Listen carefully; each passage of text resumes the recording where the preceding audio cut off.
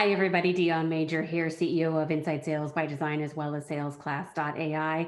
And thank you for joining our podcast, Universal Sales Truths. We started this podcast to share stories and journeys of universal sales truths, meaning what was true to forge a relationship with clients in the past. It was true in the past and will be true today and will be true tomorrow. And so we're bringing guests to you and speakers that have amazing backgrounds and experience to share pieces and parts of their journey and their stories. And we know that you will be inspired and you will learn something and hopefully get some folks to connect with as well and broaden your circle and your network, because that's what this life and world is all about, are the human connections we make at the end of the day. So thank you so much for joining us today. Thank you for listening to the Universal Sales Truth podcast. And we hope to hear from you soon. And I know that you're going to leave inspired.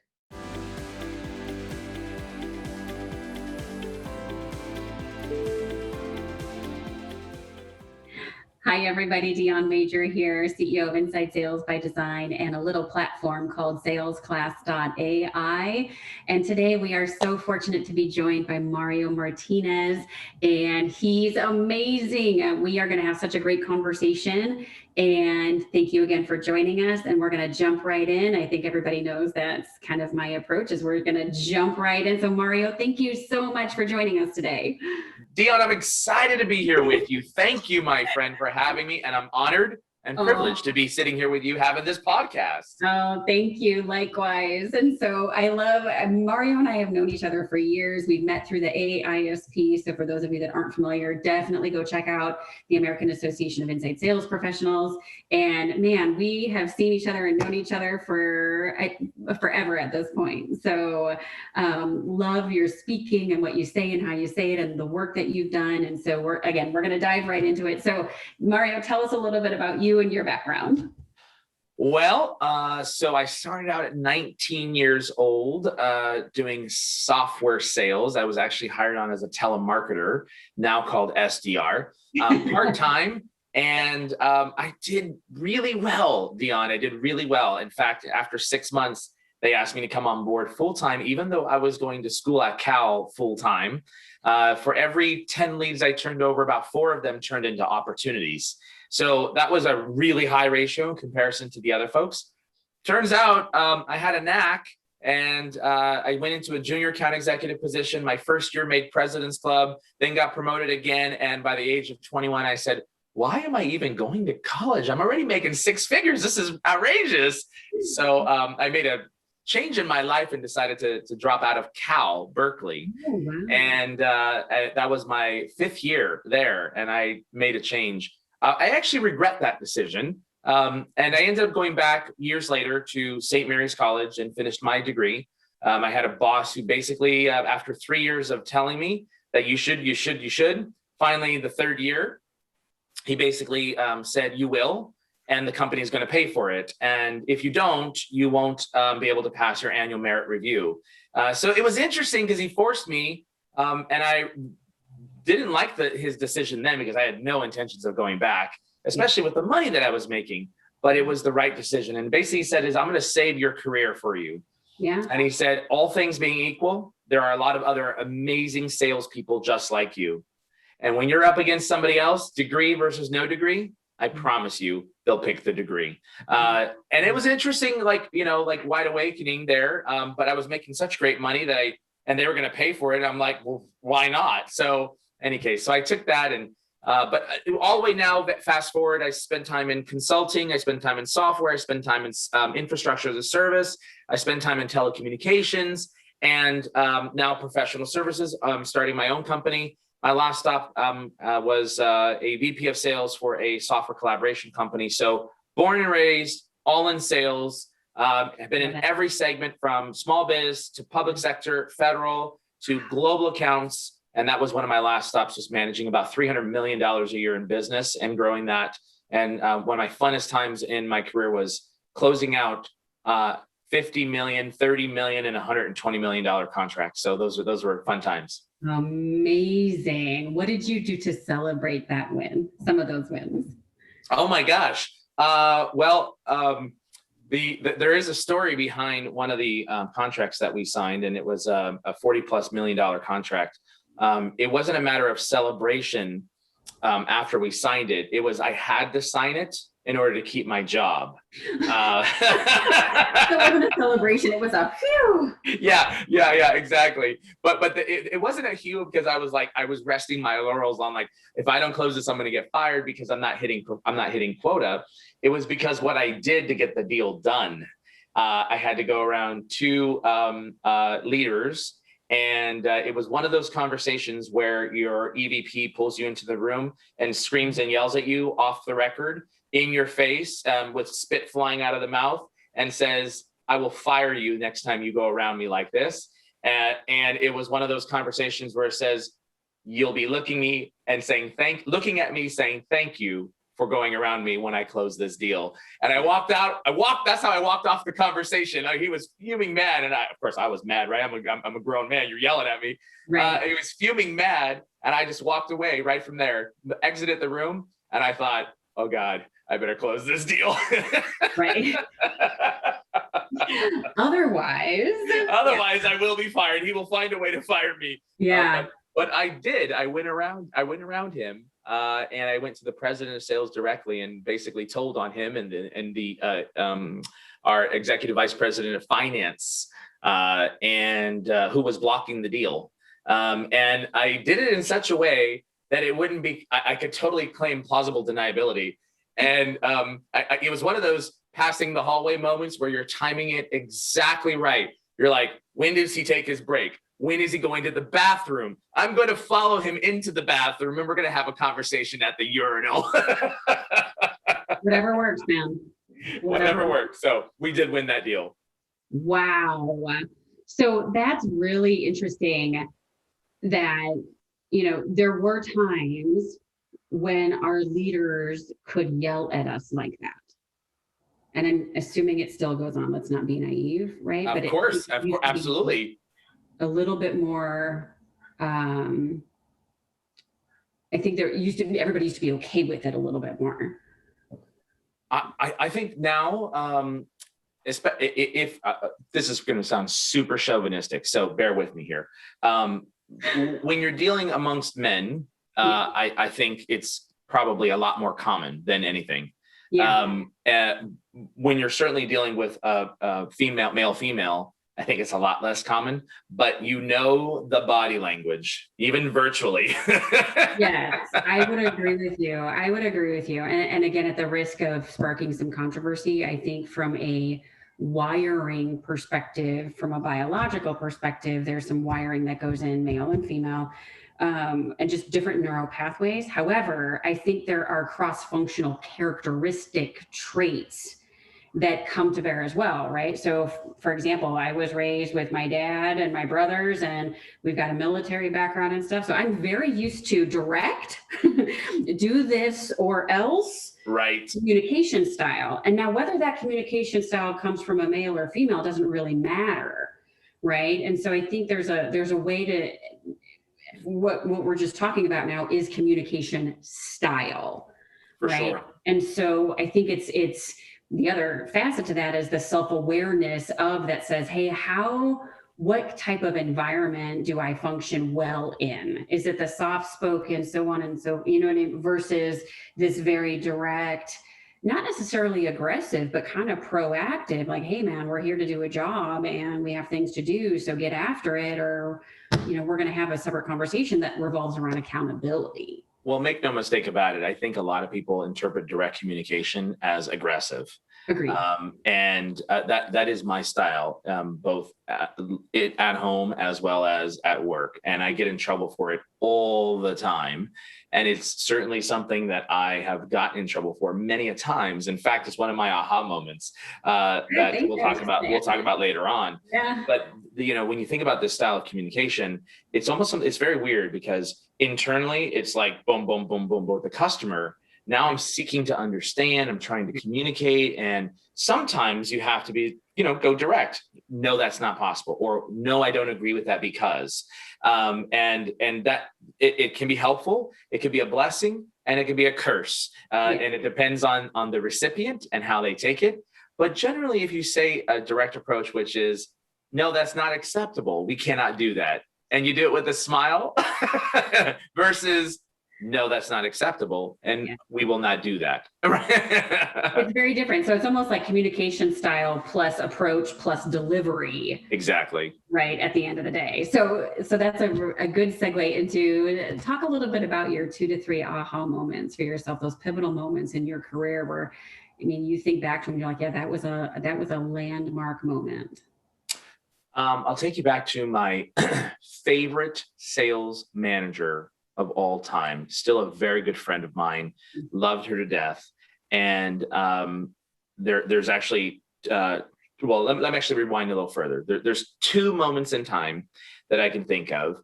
And one was when I got promoted from the junior account executive to the account executive role back when I was 21 years old. Yeah. And I had a gal, her name was Marcia Jepson. She was a beast. She was amazing on the phone. She was a closer. She was like just sharp as anything. And I looked up to her, and she ended up getting a promotion. Now, at that time, I was super excited for her. And when she got that promotion, she fought to get me off of one team and to bring me onto hers. She horse traded, right? So she was trading people out. She gave up 2 of her great guys to get me on her team because she just saw like potential. And so I was young. I was making great money, and I thought I knew everything at 21 years old. And I didn't have any business being inside this environment, quite frankly, because the next oldest person was like 28 years old, right? And so there's a big maturity gap. Yeah. So got onto this team and sit down, we come up with a plan. I get the East Coast territory. It was Ohio, West Virginia, and I forget what the other state was. It was like 3 states. So I start dating someone, and of course, Ohio, West Virginia is all East Coast, but I live in the West Coast, and this time it was all inside sales, right? We were doing everything remotely. So I kept rolling in at like 9:30 in the morning, to do my job. And I would stay until 6:30, sometimes even 7. And the problem is I was calling on East Coast territory. So by the time that I actually sat down at my desk, it was already noontime, right? Over, yeah. And she was like, I'm not having it. So then I was like, I don't care if you're having it because I know what I'm doing. And here I am. I can do what I'm going to do. And I know how to manage my territory. And she was like, no, you're not going to do it that way. This is not the method to success. And so we all of a sudden turned from, total admiration to total, just like clashing. And then I remember she ended up calling in human resources, and human resources was in the office, and we started having a conversation, and I was getting hot, right? I'm just getting upset, irritated. And I was like, fine, I quit then. She was like, okay, thank you, goodbye. And so I quit, and I didn't talk to her for 22 years later. Oh my goodness. 22 years later. Yeah. And that was a few years ago. So a few years ago, we had about 5 or 6 years ago, we had connected on LinkedIn. And then periodically over the course of a few years, she just was liking my stuff, and she saw what I was doing in terms of opening my company. And then one day I was on a podcast, and someone asked me this very question, like, who shaped your sales career? Yeah. And I told the story about Marcia Jepson. And on that podcast a few years ago, I finally said for the first time, and I was like 41 years old, right? 42 years old. I finally said, I was totally wrong. Mm-hmm. And Marcia was totally right. Yeah. And so they published it, and I sent it over to her, and she just smiled. And then I said, I want to do lunch with you. And the first thing I did when I gave her a big hug, and I sat down with her, and I said, before you say anything, let me go first. Oh. For 20 something years, I have not called you or talked to you because I was angry at you, but I was 100% wrong. And I said, and now leading my own company, I see these same behaviors in some of the younger generation that we're hiring, that they're just kind of waltzing in kind of casually. And it's like, Are you kidding me? It's 8 o'clock and you're now just coming in Pacific time to call on 11 o'clock territory. I'm sorry, East Coast or Central territory. It's not going to work.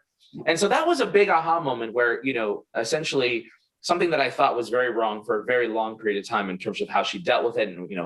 And frankly, how she dealt with it is exactly how I probably would have done it, right? Some schmuck thought he knew better than the sales manager, calling on a territory and rolling it at 9:30 was totally egocentric, totally arrogant, and I would have handled the exact same way. So that to me was an aha moment that, it now is kind of like those things in life where your parents are like, the grandparents are now sitting there in bed laughing and they're like, yeah, remember when you did that to me? Ha, it's happening to you, right? So that's exactly. So the second time though, the second aha moment came as a direct result of the same exact problem, right? The same exact problem. And my favorite all-time manager ever was a woman by the name of Lynn Pinchek. And she was an amazing sales manager, an amazing friend, an amazing individual. And one of my problems, Dion, that I had was the direct approach. And believe it or not, when you worked for, in this case, I worked for a big corporate Fortune 100 company, it was an extremely Kansas City, very safe, very conservative type of culture. And so I was there for basically, I was part of a startup that they had funded for 4 years and then 10 years at the mothership. So 14 years total. And month, quarter, year, whatever it is, after year, after quarter, after month, I would constantly be getting escalations and somehow HR would be being pulled in. And everybody couldn't figure out, like, why had they not fired this guy? Me, that guy.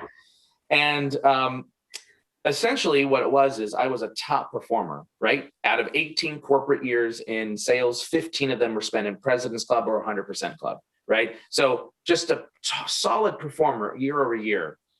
But I basically was a bull in the china shop. To the customer, they loved me. I even had the McKesson, which was then a Fortune 16 company, now a Fortune, think 4. The global CIO, who was a direct report to the CEO, John Hammergren, wrote multiple letters of recommendation, very detailed. He came to my wedding. We used to go to dinner together, right? And finally one day he called up my VP and said, I keep writing these letters of recommendation. I don't understand why you're not accepting it and promoting this guy. He's amazing. And turns out my problem was not external branding. It was the internal branding. And I was that bull in the china shop that the guy who basically was like, I need you to say yes to this. And if you say no, I'm going to escalate. This is like, you're gonna get in your way no matter what. So just do it now and you don't have to like it. That's exactly right. It's my way or no way. Ouch. Oh, Mario. Yeah. And you know what? I think we all have had some of those moments, but probably not harder to get things done for sure internally. Well, Lynn, one day she called me up and I knew exactly when I saw her phone number what was going to happen, because I knew the day before I had just ripped someone to shreds, an internal team member for not doing their job. Oh, no. And of course they escalated the manager. The manager went to human resources. Human resources came back to my boss. And Lynn called me up and she said, I answered the phone and I said, hey, Lynn. She said, don't hate me. So here I was like, I already knew I was going to be in trouble because I knew it was going to come back to me. Yeah. She said, don't hate me. And she said, we need to talk. And I said, okay. She said, I don't want to hear your answer. I don't want to hear your reasons. I don't want to hear you say anything. You need to hear what I'm about to tell you. And if you don't, I will fire your ass right now. Are we clear right now? Do you know what you're supposed to do right now? Acknowledge this moment. And I was like, yes, mommy. And by the way, if you know Lynn, she wasn't a cusser. She wasn't a swearer. She never led with an iron fist ever. I loved her to death. She was a brilliant woman, a brilliant salesperson, and a brilliant manager. And she basically said, for the last time, I have had it. I'm not going to do it anymore. I have protected you for years. and I will no longer do it anymore. This is your last and final warning. If you ever get another escalation from human resources, I will fire you. Yeah. And I said, well, you have to, she said, shut up. Shut your mouth right now. And I was like, Wow. okay. And she said, Yeah. and I don't care if you tell HR because they want to fire you in the first place. Yeah. Right? So Yeah. shut up and listen to me right now. Yeah. I don't want to hear anything you have to say. Whatever you did was wrong because you sent that person crying. They went to their manager, they went to HR, and that is why HR is here. And at the end of the day, this is the end of the discussion. I'm not going to do it anymore. I won't protect you. I'm done. Because you know what's happening to me? Yeah. Everybody keeps wondering, why do I keep protecting you? And they think that you got pictures on me or something. And I'm not going to tolerate it. Yeah, Mario, those are the lessons learned, right? I mean, our behavior impacts other people. None of us are an island unto ourselves. And there's always an effect, right? I was just on a call earlier today, and the laws of physics never change. For every action, there's an equal and opposite reaction, good or bad. Yeah. And so I think that's an amazing pivotal moment. So what did you do with those two things? How did that impact you? How did it make you change your thought process and behavior? Well, that was honestly one of the reasons why I was not being promoted, right? So here I was, a top performer, hundreds of millions of dollars, closing big, giant contracts for the company, making things happen. Customers loved me, but the internal brand was completely broken. So it took me another 4 more years after that to actually get into a leadership role. Yeah. And even when they did the leadership role, they put me in the public sector federal space and try to contain me somehow, some way. And they wanted to, see what would happen. And turns out, just like I had done in every other past life and every other role, I was found to be the turnaround guy. Yeah. So even though I had this super direct approach, the super direct approach worked really well when working with an underperforming organization, team, region, whatever it might be. And so I kept getting moved from region to region, group to group, team to team to do the turnaround. Yeah. And so it was a blessing and a curse, right? Yeah. My style. And what I had to learn is as a salesperson, I could influence a customer. I could get them to do whatever it is that we wanted them to do. I could negotiate with them and do win-win scenarios, but I couldn't do it internally. Yeah. And that was because I looked at everybody saying, you have to do it this way because the customer said. Right. And that partially is true, right? In many cases. But wouldn't it be better for someone to say, I'm doing it because I want to help you? Right. And so that was really difficult. And Lynn taught me basically, the lesson that I learned there was I had no longer an option. It was no longer an option. And if I wanted to have this amazing lifestyle that I had, making the money that I wanted to make, I had to learn how to be able to fight that. So I started a process where basically when I got really, really angry, I told people, you know what, I need to get off the phone right now because I'm about to say something that's going to get me in trouble. Mm-hmm. And I would tell people that. And then I would get off the phone and then I call up my boss and I'd be like, I'm furious because, and then she'd be like, let me help you. Like, okay. And she'd take over from there. She'd go fix the problem. We thought, believe it or not, if you do our DISC profile assessment, we sat next to each other during our DISC class. And she was the exact same number on D, I, S, and C. Like we were carbon copies of each other. The only thing that she had was finesse and I didn't. There is no F in DISC, but yes. So exactly. So that was really important in terms of learning and adjusting as a sales leader and as a salesperson. Was getting people to try to come around to your side. And I'm not saying that we shouldn't use the direct approach, and I'm not saying we shouldn't be able to express when we're frustrated or irritated. And sometimes people still today, even in my own organization, have a fear that they're going to send me something, and I'll be like, no, this is not okay, right? And so that's still something that I work on inside the organization every single day, just probably because of the way I was wired since birth, right? And the social cues that I learned growing up. Yep, absolutely. And I think that's really important too, Mario, is the self-awareness, right? We all have a thing and we're all wired a certain way. And so, but there's beauty in being able to look at some of these moments and go, okay, how, if I'm wired this way and I know that these are my actions and reactions to things, how do I use those appropriately to do a good job, to do a great job, to forge relationships? Because, this is not a new concept. We are in the human capital world, and everything is about relationships. And it's funny, because the phrase I hear a lot is, when we do something wrong, we want grace and forgiveness, but when somebody else does something wrong, we want them hanged and quartered immediately, right? Exactly. Where's the justice? Yes. And so when we think about this, is being able to say, okay, what do we do? How do we do it? What is a communication style? How do we use it appropriately? What does that look like? And then I think the other half of the coin, though, too, is there's still accountability. I can have a soft approach, I can have a direct approach, but at the end of the day, things still have to get done. Yeah. And so to your point, a lot of the coaching that I do with folks is, and from a leadership perspective, is talking about, make sure you've identified the what. What is the North Star? What do you want to accomplish?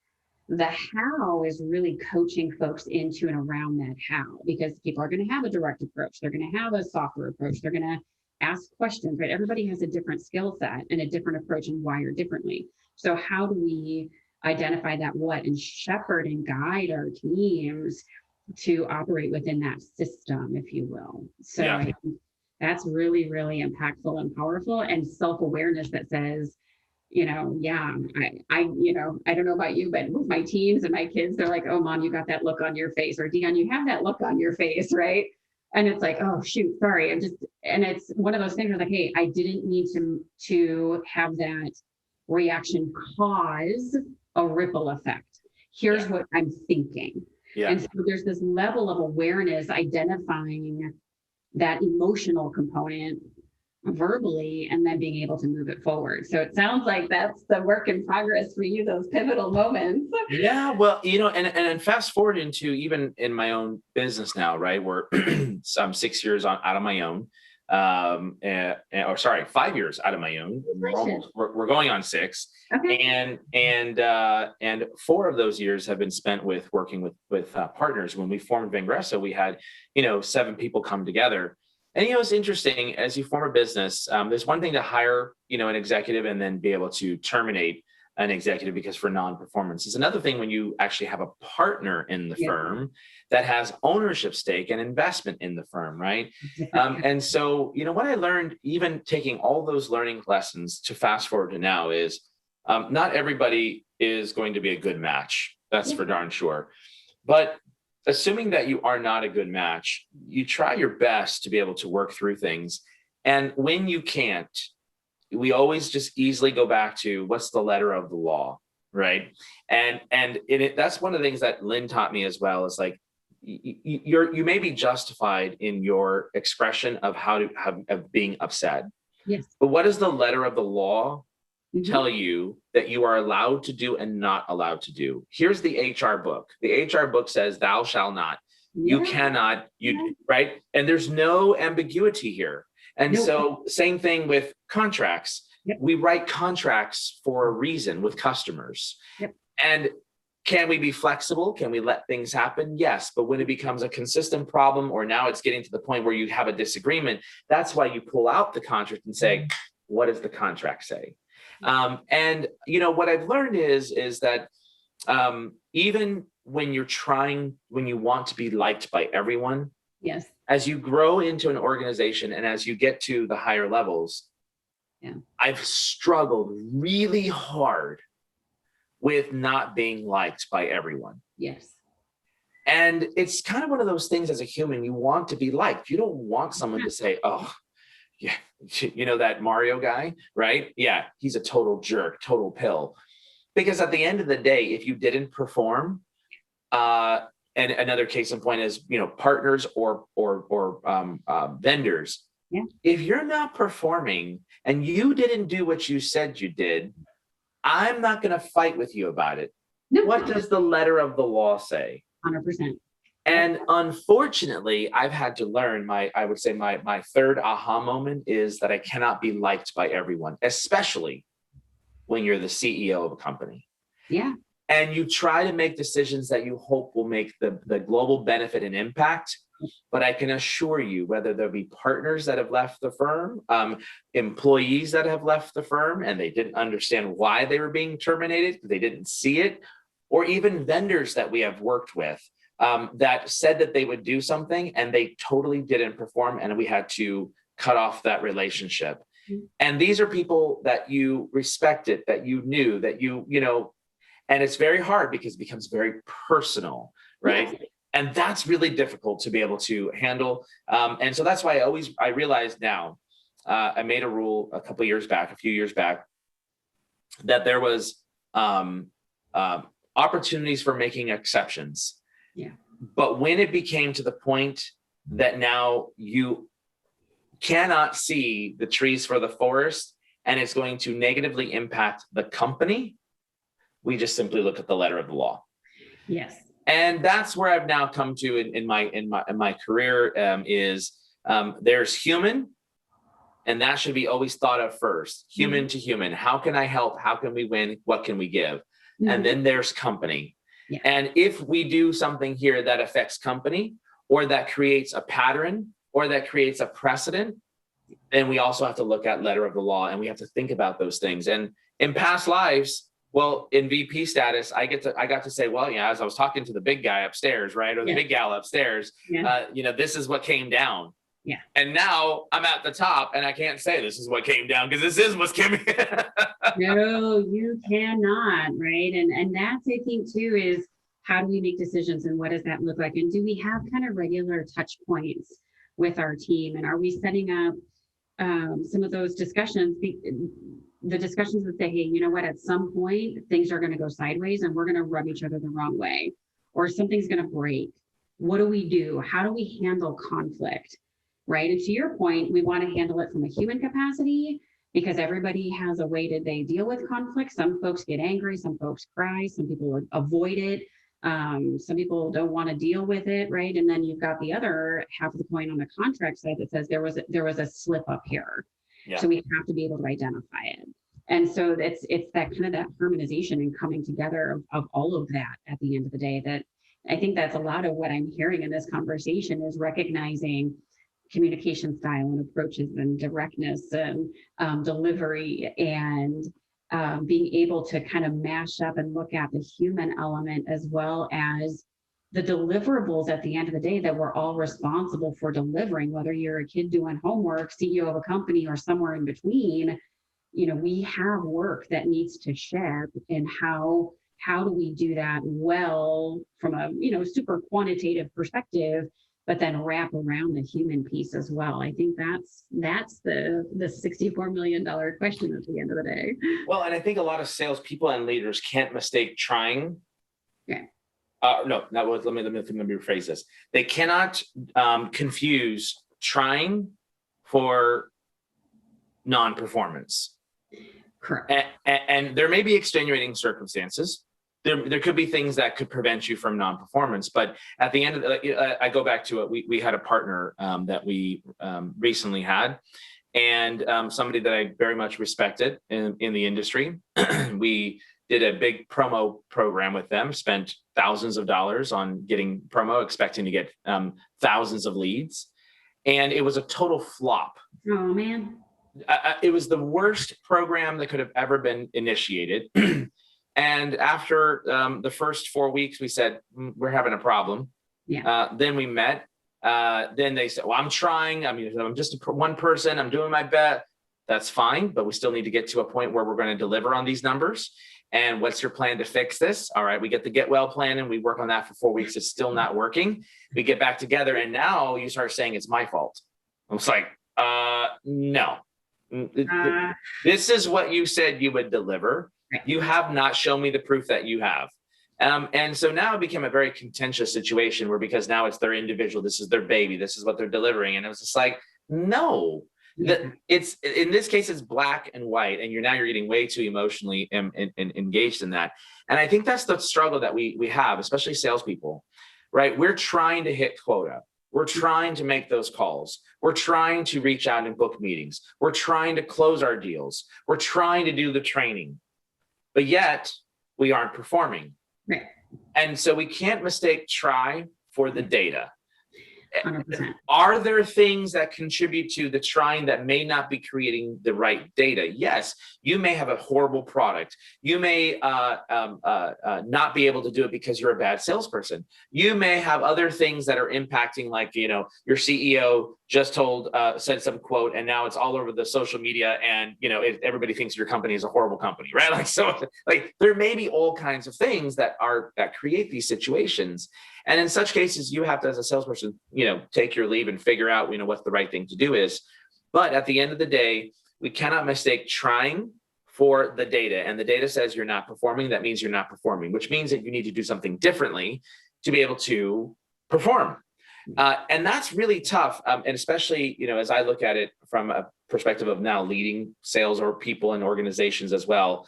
And having been a top performer myself, one of the things that I always worked on is held myself to the highest level of standards. One of the things I love about sales is that I can impact anything that I want to do.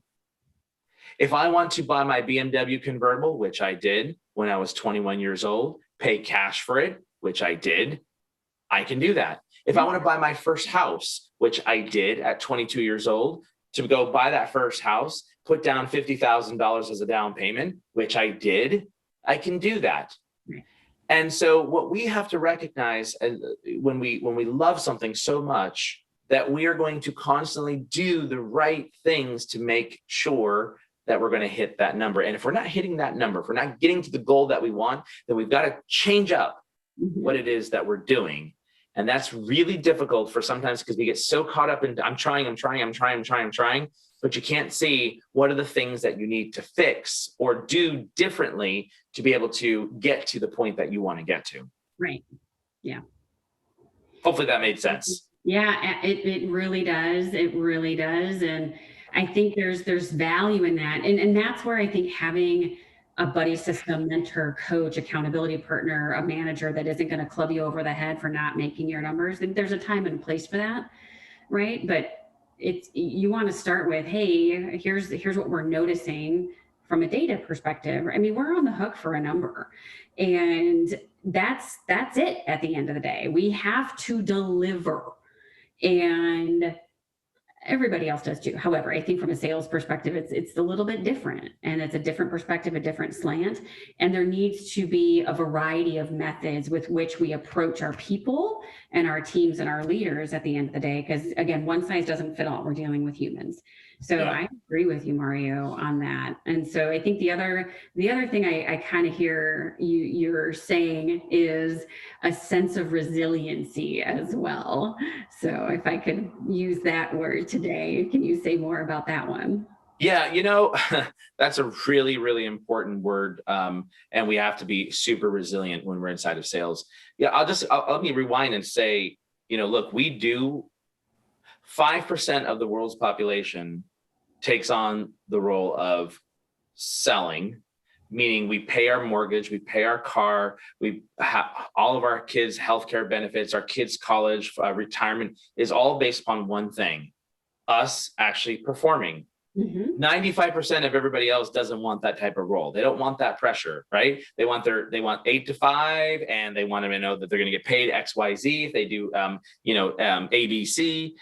They don't want to have everything resting off of what they do from a performance standpoint. And from, just thinking about the resilience standpoint, it is, if you really took a step back and said, what is the role of a seller? What is the role of a sales leader? Look, nothing happens until someone sells something. So if you don't sell, you are not going to pay for Johnny in accounting, who's going to get your payroll check his payroll to pay you. Right. If you don't sell, you're not going to pay Susie's check for who's helping implement your customers that you sell because you didn't perform. And this is hard, right? So there's a lot of resilience that needs to go into this. And also, as you get higher into the leadership ranks, as I mentioned earlier, I've had partners in the firm that we've had to exit from the firm. Yeah. That's difficult because you have an emotional friendship with those individuals. And it's very hard for them to see that once they come onto my side and no longer the company side, it's very hard for them to see two sides of the story here. And that is why, you've got to, follow that there's always that letter of the law. And as you go higher and higher and higher, the buck begins at some point to stop only at you.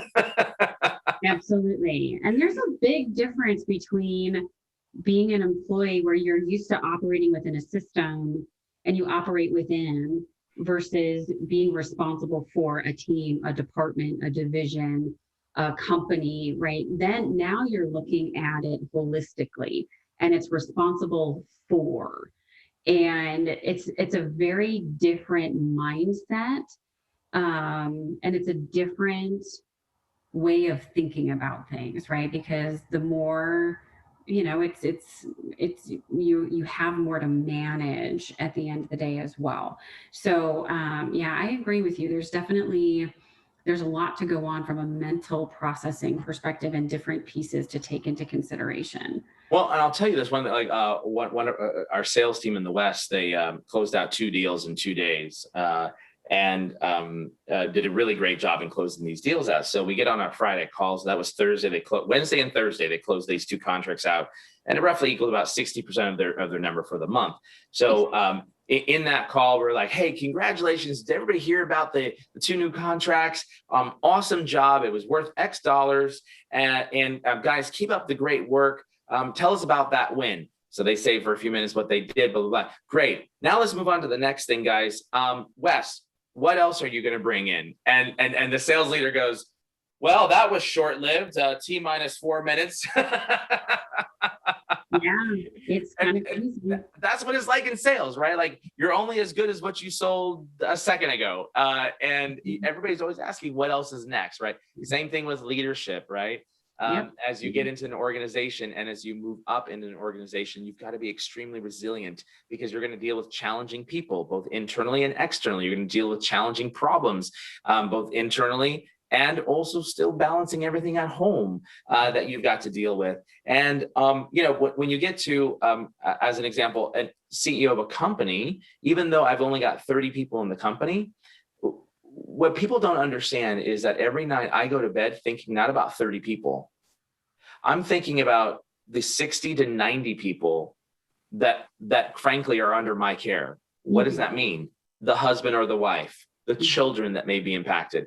One wrong decision could tank the company. One great decision could catapult the company. So you're only one decision away. And sometimes you make bad decisions, but you got to be resilient to bounce back and be able to fix it, course correct, or chalk it up as a mistake and learn from that particular mistake and never do it again, right? And that's very difficult. And I think salespeople, the same thing. Sometimes we even lose deals in the sales process, and we think back, why did I lose this deal? And then you look at it and you're like, oh my God, I was never even talking to the budget owner. Right? No wonder why I lost it, because that person had a totally different perspective of what they were going to do, when, where, how, why. Right. So, those are some of the things that I think that are just super important, in terms of sales resilience and leadership resilience as well. Absolutely. Absolutely. And so if you had to call out for today, as of right now, one universal sales truth, what would that be? I would say the one universal sales truth is something that I'm pretty passionate about. And that is, if we were to look at what is sales and answer that question, what is sales? What do I do as a seller?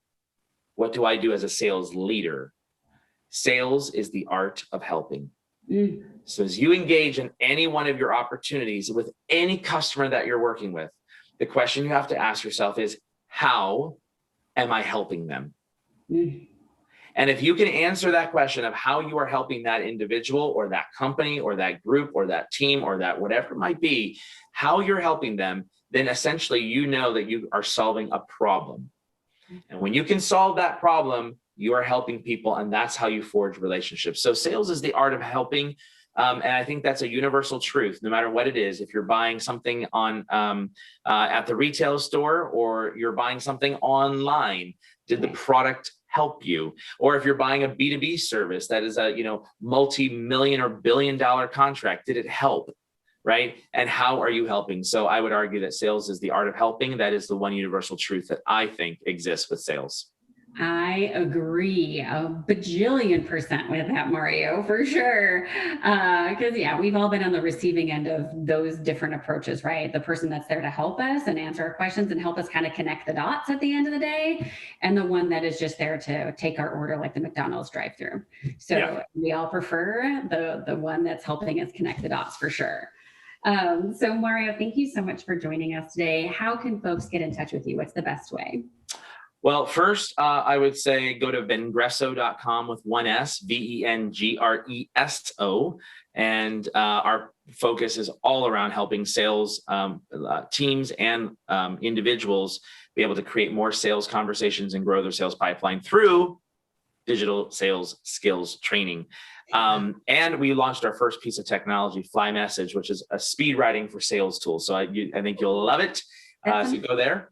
And that's flymessage.io. And then the last thing is, hey, if you're going to connect with me on LinkedIn, please, dear Lord, tell me that you heard me on Dion's podcast. Let me know how you heard about this, and I'll be happy to connect with you. Yes, absolutely. And so I didn't know you launched Fly Message. So thank you. I've learned something new today. I will definitely check it out. Yeah, writing good, effective messages is key these days. So Mario, again, thank you so much for joining us today. Everybody, like Mario said, check out the website, go to flymessage.io and connect with him on LinkedIn. Personalize that, please. LinkedIn has become the new spam cannon, unfortunately, for so many folks. So again, Mario, thank you. Thank you, everybody, for joining us. Make sure you're subscribed so you can get notified when the podcast come out. Have a great day. Thank you so much for joining us today for the Universal Sales Truth podcast. Please make sure that you subscribe to our podcast so you're notified of updates. You can also find this content on the Inside Sales by Design YouTube channel. So make sure you take a look at that. It'll also be in the salesclass.ai platform for you and your teams. And please make sure to reach out and connect with myself and the speaker you heard today individually. We look forward to seeing you again soon, and contact us if there's anything you specifically want to hear or know about. Thank you so much and enjoy your day.